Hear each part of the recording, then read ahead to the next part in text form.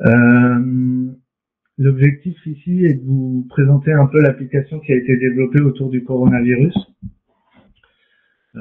présenter à la fois le développement en lui-même, mais vous donner les billes pour bien comprendre ce qui a été développé et aussi vous dire dans quelle mesure vous pouvez y accéder, dans quelle mesure vous pouvez le partager, etc. Alors, donc au départ, l'application elle a été développée pour remplir deux objectifs. Le premier, c'est améliorer notre information sur le sujet, donc en proposant des analyses plus poussées que juste le nombre de nouveaux cas qu'il y a eu depuis hier, et essayer de pouvoir analyser la donnée, notamment comparer les stratégies qu'on va pouvoir avoir entre les différents pays. Et le deuxième objectif, c'est de pouvoir aider les gens qui travaillent sur le combat contre ce virus. Je pense principalement au personnel hospitalier, à tous les chercheurs qui sont en train de chercher un virus, aussi à la presse qui a un gros devoir de communication sur le sujet. Donc voilà, je vous en reparlerai à la fin, mais si vous avez des contacts dans ces domaines-là et tout ça, à qui on pourrait présenter l'application et leur expliquer, euh,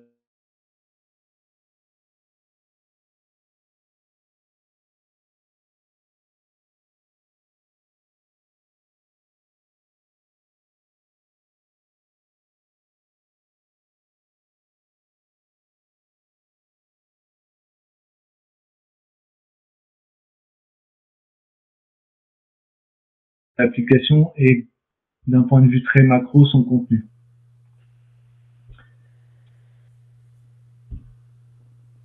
Euh, L'application qui va être présentée, elle repose sur euh, des données à la fois mondiales et des données françaises. Les données mondiales, elles sont récupérées grâce à l'université Johns Hopkins. Et ces données-là sont actualisées à 3 heures du matin. Donc c'est important à comprendre parce que on n'aura pas forcément les mêmes indicateurs en fonction de la source de données. Johns Hopkins, c'est une université qui fournit cette carte-là, que vous avez peut-être déjà vue parce qu'aujourd'hui c'est la carte qui est peut-être la plus connue sur le coronavirus. Et en fait, ce qu'ils ont fait, c'est qu'ils récupèrent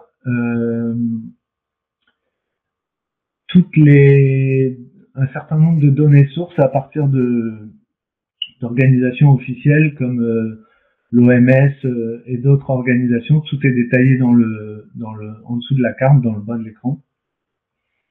Et ils mettent tout à disposition sur un Git. Du coup, on peut réutiliser ces données beaucoup plus facilement que d'aller les chercher source par source. Et c'est aussi régulièrement actualisé. C'est un peu ce qui fait référence sur le partage des données mondiales autour du coronavirus.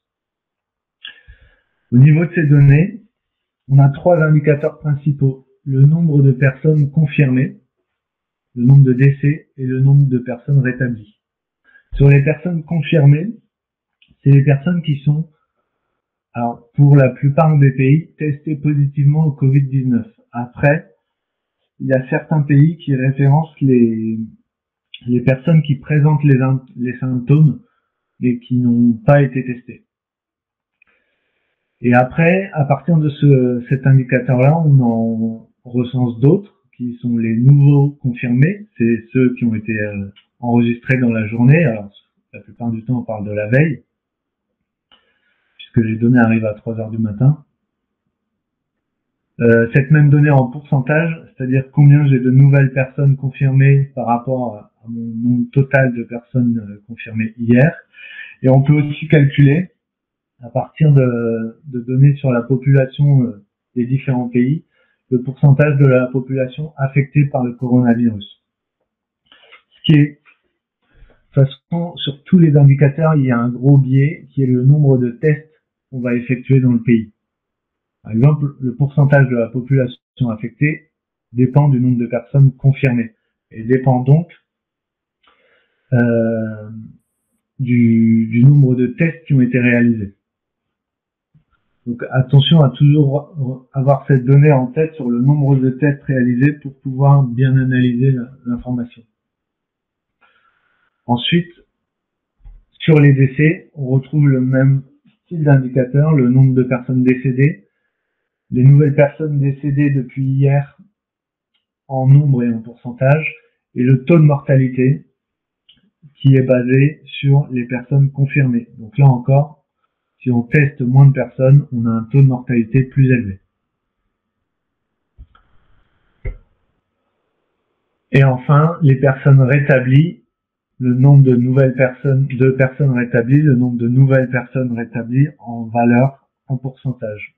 Et à partir de ces trois indicateurs, on est capable d'en calculer un quatrième qui apparaît dans quelques graphiques, le nombre de personnes actives. C'est celles qui sont toujours touchées par la maladie, c'est-à-dire qu'elles ont été confirmées, mais elles ne sont ni décédées, ni rétablies. Ça, c'est les données qu'on a sur le monde. Après, il y a les données françaises. Alors, pour celles-ci, on s'appuie sur le site du gouvernement français, datagouv.fr, qui remonte des indicateurs un petit peu différents. On parle plus de cas confirmés, mais on parle de nombre de personnes hospitalisées. Ensuite, on a les cas critiques, les décès, et les personnes qui sont rétablies et rentrées chez elles. Donc, le nombre de personnes hospitalisées, c'est le nombre de personnes qui sont parties faire un séjour à l'hôpital au sujet du coronavirus. Et ensuite, on a encore une fois le nombre de personnes hospitalisées dans la journée. Là, c'est dans la journée puisque les données remontent à 19h30. Deuxième indicateur, les cas critiques. Donc, les cas critiques, c'est les personnes en état critique ou en réanimation à cause du coronavirus. Le nombre de décès. Et alors, attention, ici, on parle de décès à l'hôpital au sujet du coronavirus. L'indicateur qui est fourni, les données fournies par l'État français ne permettent pas d'avoir les décès dans les EHPAD, par exemple. Et enfin, les personnes rentrées chez elles, c'est les personnes qui sont rétablies ou en cours de rémission suite à un séjour hospitalier. C'est forcément celles qui sont passées par l'hôpital à un moment ou à un autre. Alors, l'application est disponible sur PC, sur tablette, sur téléphone. Sur téléphone, c'est peut-être un peu moins pratique, mais en tout cas, vous pouvez y accéder avec l'adresse covid.axi.fr. Il n'y a pas besoin d'authentification. Et c'est ouvert sur Internet, il n'y a pas besoin de VPN non plus. L'idée, c'est de pouvoir donner l'accès à un maximum de personnes. Alors, l'application, elle est divisée en, je sais plus combien, 8 onglets. Avec le premier qui est sur les nouveaux cas journaliers, où on voit que donc la donnée a été rafraîchie ce matin, donc les derniers cas datent d'hier soir. Sur la journée d'hier, on a eu plus 75 000 personnes qui ont été confirmées au coronavirus.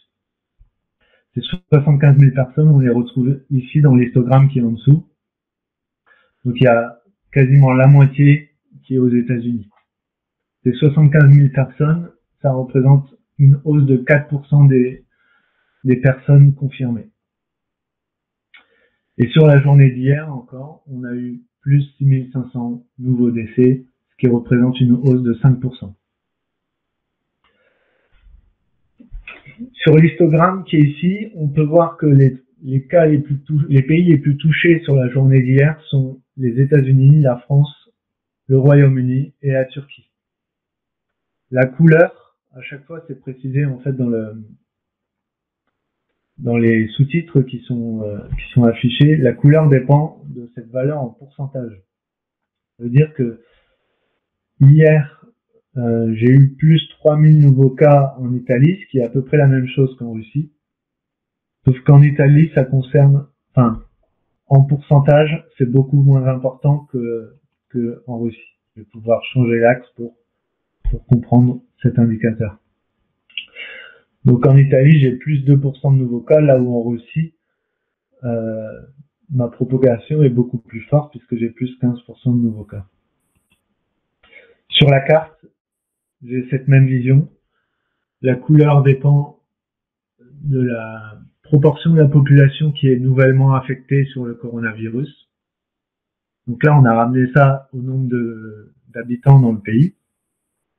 Et on va pouvoir zoomer sur cette carte pour avoir les informations étape par étape lorsque c'est disponible. Et les bulles ici, la taille de la bulle va dépendre du nombre de nouveaux cas et sa couleur va dépendre de cette valeur en pourcentage.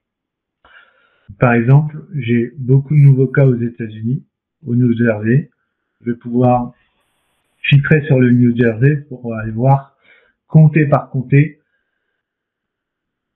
où se retrouvent ces nouveaux cas. Donc j'en ai beaucoup autour de New York, un peu moins au sud du New Jersey par exemple. À chaque fois, mes graphiques et mes taux se mettent à jour.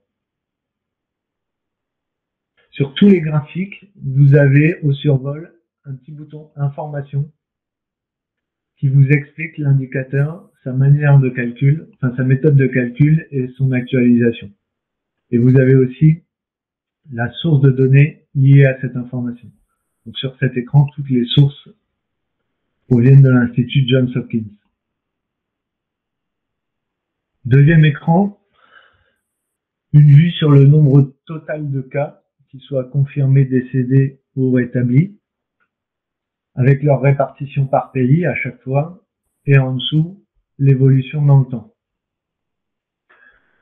Donc le nombre total de cas, ici, en tout, on approche les 2 millions de cas confirmés au coronavirus. On retrouve les plus 75 000 sur la journée d'hier. Ça représente 125 000 décès et 474 000 d'entre eux ont été rétablis. On a les répartitions pays par pays. Et ici, la couleur de la barre, en fait, va varier en fonction du taux de la population affectée.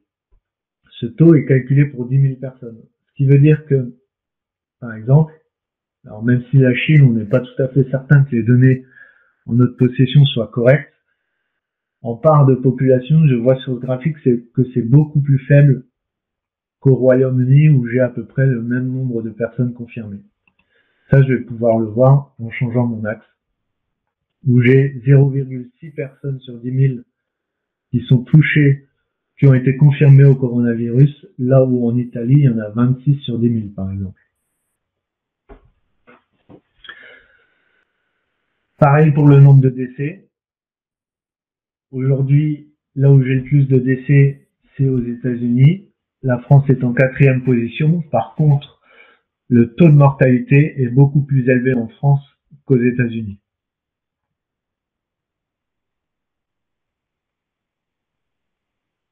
Et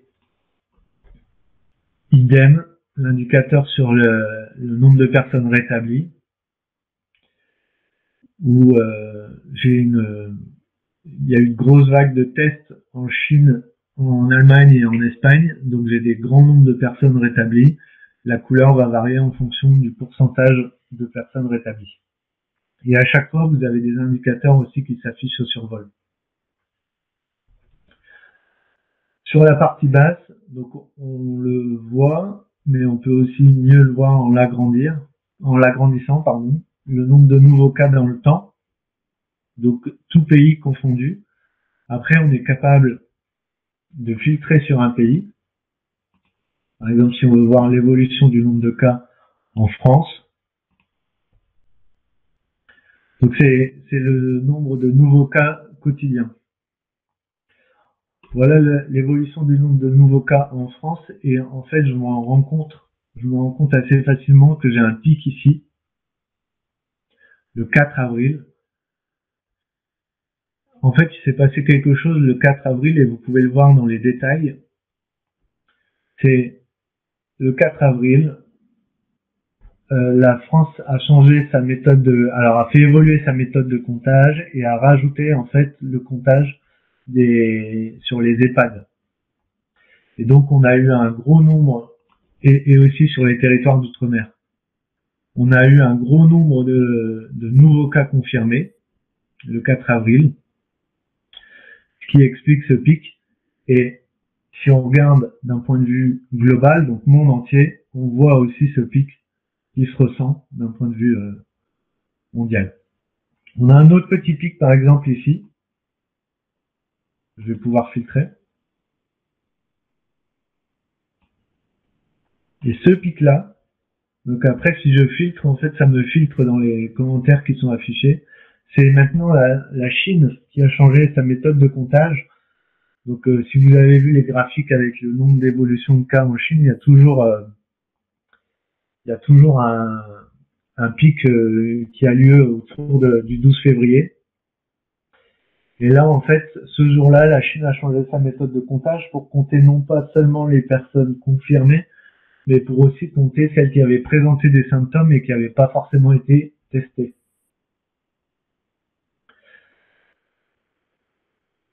Donc ça explique ce pic qui est ici. Tous les pics où on a une forte variation, j'ai essayé de vous les expliquer dans ce bouton afficher les détails.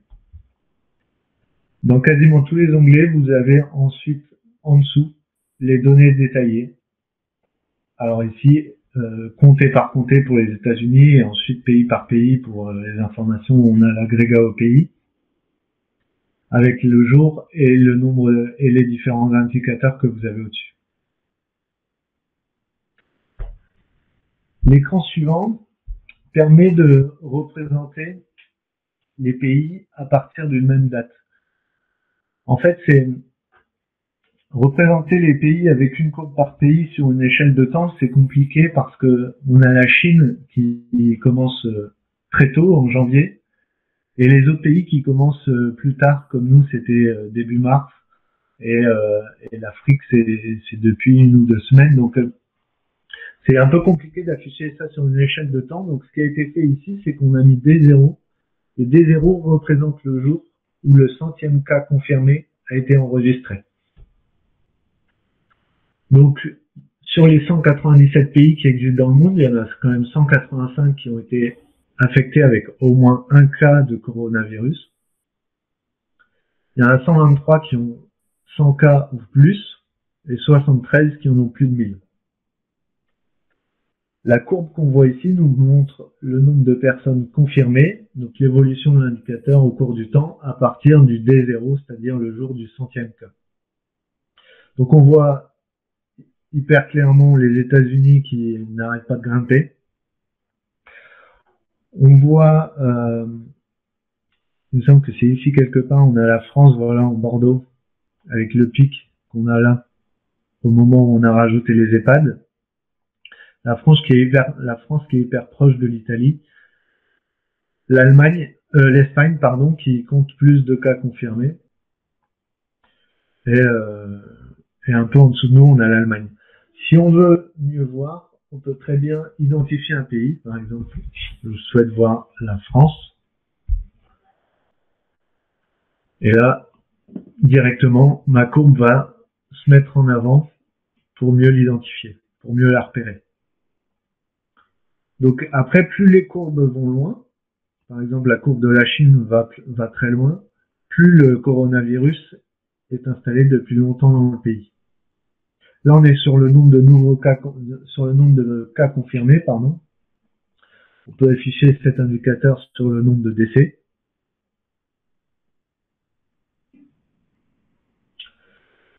Où là, on n'est pas forcément dans les meilleurs élèves. Et après, sur le nombre de nouveaux cas confirmés, ce qui permet de voir un peu l'évolution de la situation.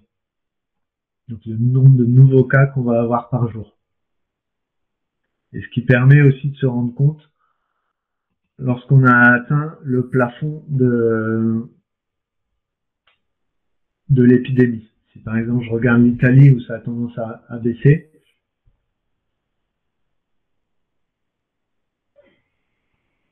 voilà, on voit que la tendance, si on regarde la courbe bleue, est montée et a tendance à redescendre sur le nombre de nouvelles personnes confirmées chaque jour. L'écran suivant, alors pareil, là en dessous, vous aviez les données détaillées si vous scrolliez vers le bas. L'écran suivant, l'idée c'était de montrer l'évolution dans le temps des différents pays au travers d'un nuage de points. Sur le nuage de points, vous avez en abscisse le nombre de cas confirmés, c'est-à-dire que donc mon point, plus il est sur la droite, plus j'ai de personnes qui ont été testées positivement au coronavirus. Et en ordonnée le nombre de décès. Plus il est en haut, plus j'ai de morts à cause du coronavirus. Donc un point qui est en haut, c'est un pays qui a eu beaucoup de morts. Un point qui est à droite, c'est un pays qui connaît beaucoup de personnes touchées. Et enfin, la taille du point varie en fonction du nombre de cas actifs. C'est-à-dire les personnes qui sont atteintes du coronavirus et qui sont ni décédées ni rétablies. Et donc, plus le point est gros, plus le risque sur le pays existe encore. Le risque de propagation et de décès. Par exemple, le point qui est ici, c'est la Chine, parce que ils arrivent au bout de l'épidémie et ils ont testé plein de personnes pour savoir si elles étaient encore contaminées. L'intérêt de ce graphique, c'est lorsqu'on regarde l'évolution dans le temps. Alors j'ai fait un raccourci pour voir uniquement sur les 30 derniers jours, éviter d'attendre que la Chine évolue toute seule. Et là, vous voyez point par point son évolution dans le temps. Donc avec les États-Unis qui arrivent et qui montent très vite sur le nombre de nouveaux cas confirmés, l'Italie qui monte très vite sur les décès, et la France qui la suit, il y a un peu la même tendance.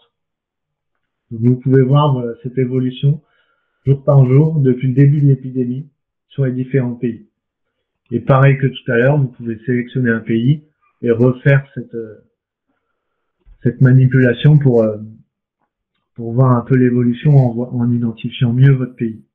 Et pareil, là ici, vous avez les données détaillées, pays par pays, donc j'ai sélectionné que la France, jour par jour, sur le nombre de cas confirmés, le nombre de décès et le nombre de cas actifs. Voilà. Et après, vous pouvez remodeler les colonnes comme vous voulez. Ça, c'est pratique si vous voulez à un moment faire des exports pour réutiliser les données ou les partager. Onglet suivant et dernier onglet sur les données mondiales. L'idée de cet onglet, c'était de pouvoir faire une analyse comparative entre les pays pour identifier les différences de stratégie. Par exemple, il y a un truc qui fonctionne bien, c'est la France face à l'Allemagne. On voit qu'on a à peu près le même nombre de cas confirmés. Donc 131 000 en France sur une couleur verte, 131 000 en Allemagne sur une couleur marron. Par contre, en France, on a un nombre de décès beaucoup plus important et un taux de mortalité beaucoup plus important. On a, nous, 12% des personnes confirmées qui décèdent, là où en Allemagne, c'est 2,5%. Comment on explique ça? Eh ben, on explique ça tout simplement avec la capacité à pouvoir faire des tests. En Allemagne, on teste toutes les personnes qui présentent des symptômes. En France, on ne teste que les personnes qui présentent des symptômes et qui sont à risque. Ce qui veut dire que forcément, lorsqu'on regarde sur le nombre de personnes testées, eh ben, le pourcentage de décès en France est beaucoup plus important puisqu'on a déjà ciblé une population critique. Et donc, vous avez cette évolution dans le temps en dessous. Vous pouvez comparer un pays versus un autre pays ou un pays versus un groupe de pays. Vous faites ce que vous voulez. Dernière analyse. Cette fois-ci sur les données dédiées à la France. Donc là, la source de données, c'est datagouv.fr. Sauf pour ce graphique-là, qui reprend le nombre de personnes confirmées, qui vient de Johns Hopkins. Là, ici, l'idée, c'est de représenter le nombre de nouveaux cas sur les différents indicateurs. Donc, le premier indicateur, c'est le nombre de personnes hospitalisées à cause du coronavirus. Ensuite, le nombre de personnes en état critique, donc en réanimation, le nombre de décès et le nombre de personnes qui sont rétablies.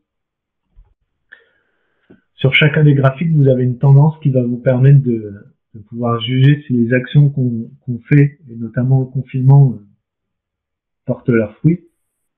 Donc on voit par exemple là que sur les 15 derniers jours, on a quand même une tendance décroissante sur le nombre de nouvelles hospitalisations. la même sur le nombre de cas critiques et on commence à avoir une tendance en décroissance sur le nombre de décès. Il faut bien voir que entre le moment où on est confirmé et le moment où on est hospitalisé, il se passe entre 5 et 10 jours et il se passe entre 10 et 15 jours entre le moment où on est hospitalisé et le moment où on peut décéder du virus. Donc forcément, la courbe des décès sera directement liée à celle des personnes hospitalisées, mais avec un décalage d'une quinzaine de jours. On a la répartition ici des différents indicateurs en fonction des départements. Donc, pourquoi écraser les couleurs? Parce que il y a beaucoup de cas confirmés, enfin beaucoup d'hospitalisations dans l'est de la France et autour de Paris, et à Paris et autour de Paris. On a plutôt utilisé un index qui permet d'avoir des gammes de couleurs. Sinon, on avait Paris qui était bleu et tout le reste qui était hyper clair. Donc, vous pouvez voir ici le nombre de cas hospitalisés par département. Vous pouvez filtrer, par exemple, si je veux 100 km autour de Lille, je peux faire ça. Et j'aurai mes graphiques à gauche et mes indicateurs qui se mettent à jour autour sur les régions, les départements sélectionnés. On a ce même graphique sur les cas critiques.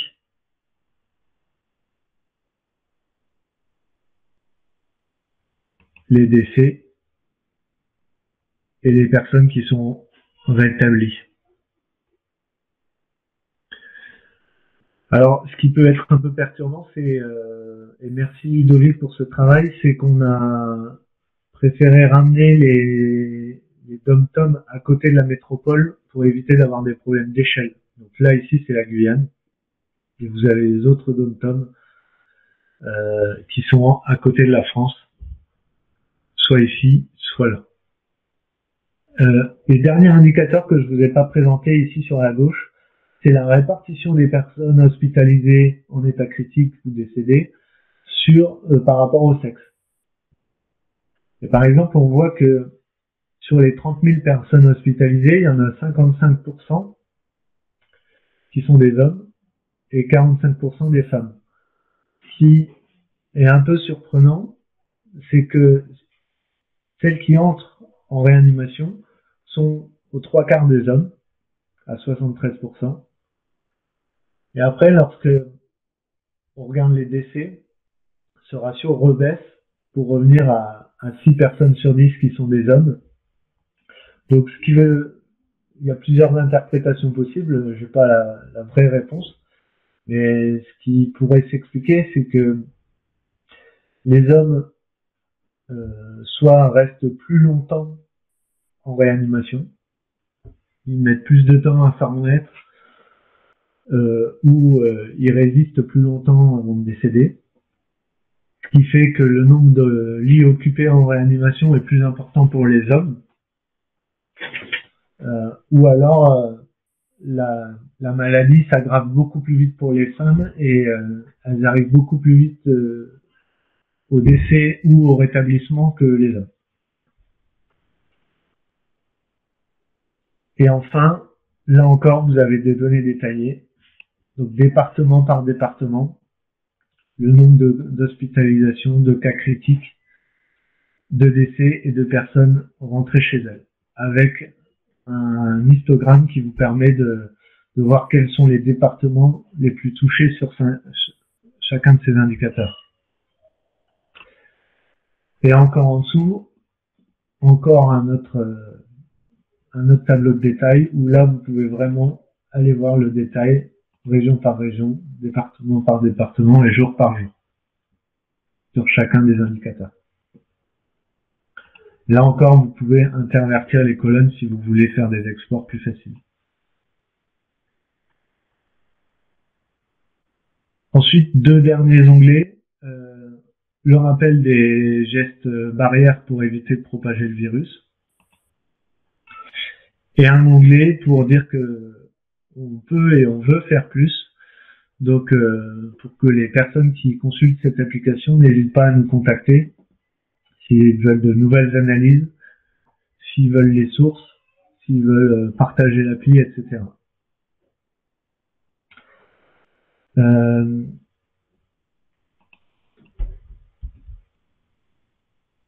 Vous aussi, vous pouvez nous aider sur le sujet. On a des idées d'évolution possibles.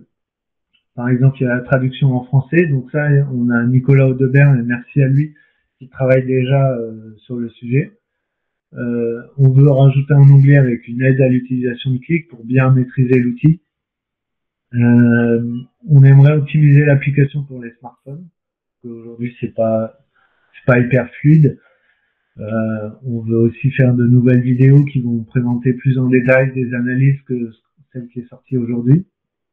Il y a des nouvelles analyses possibles. Par exemple, aux États-Unis, on aura certainement un jour la donnée en France. On a les informations sur le nombre de tests qui sont réalisés. On a les informations sur le nombre d'appareils respiratoires, sur le nombre de lits disponibles, etc. Donc, on peut faire beaucoup plus d'analyses intéressantes et pertinentes pour le combat contre le virus. Vous pouvez aussi nous aider en partageant l'application, en communiquant sur l'appli, que ce soit sur les réseaux sociaux, aux gens que vous connaissez, à vos clients. Et après, on cherche aussi à présenter l'application à des médecins, à des chercheurs, à la presse, pour voir si ça peut les aider ou si on peut construire de nouveaux écrans, de nouvelles analyses qui pourraient les aider plus qu'aujourd'hui. Donc voilà, on a plein d'autres idées. On a commencé à communiquer, donc le temps passe beaucoup plus vite et moi tout seul, j'arrive pas à faire évoluer assez vite l'application. Donc si vous voulez nous aider sur le sujet, n'hésitez pas à nous le dire et on verra comment on peut travailler ensemble sur le projet.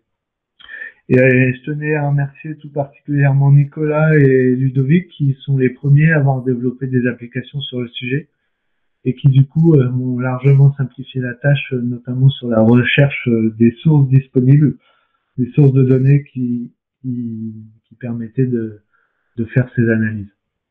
Voilà.